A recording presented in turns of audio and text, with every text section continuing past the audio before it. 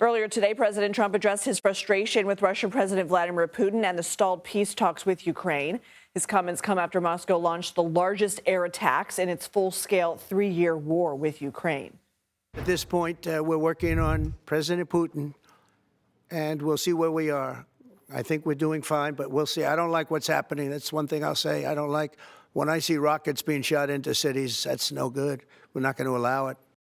Meanwhile, Ukrainian President Volodymyr Zelensky was in Berlin today to shore up more military support as Russia steps up its bombing campaign.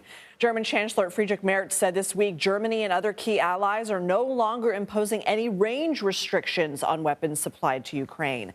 For more, I want to bring in CBS News intelligence and national security reporter Olivia Gazis. Olivia, Reuters is reporting that Russia has proposed holding the next round of direct talks with Ukraine in Istanbul on June 2nd. What do we know about that, and would the U.S. be involved?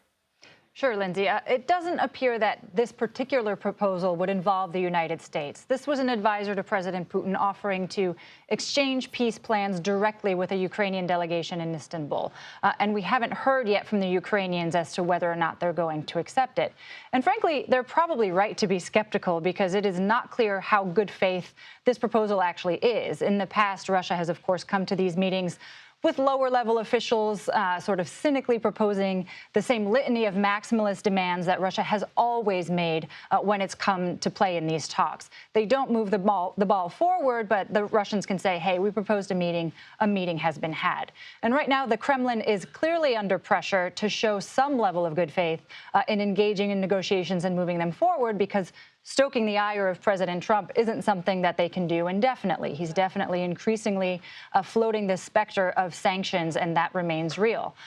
And it's urgent right now for the Ukrainians because the spring and summer are upon us now. The ground is dried, and if they don't get to a deal, fighting is likely to intensify in the coming weeks. We'll see whether or not they agree to come or whether this shifts into an arrangement that ultimately involves the United States.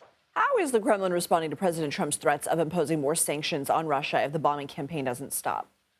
Yeah, there's not been any meaningful indication that they're pulling back from military offensives. President Zelensky is warning that they're building up a new massive offensive, 50,000 troops on its northeastern border.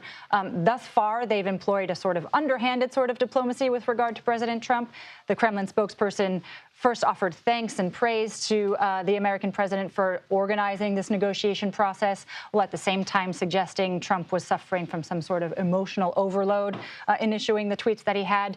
It's a new dynamic, signaling on the part of President Trump at least a rhetorical shift that he's losing patience with the lack of progress. And that's notable because officials close to him have said he's focused on keeping the talks going, on keeping the Russians at the table, and his belief that sanctions would shut down that dialogue. We'll see now if, in fact, his patience has been worn thin and the new rhetoric translates into new action in the days ahead. All right, Olivia Gazis, thank you so much.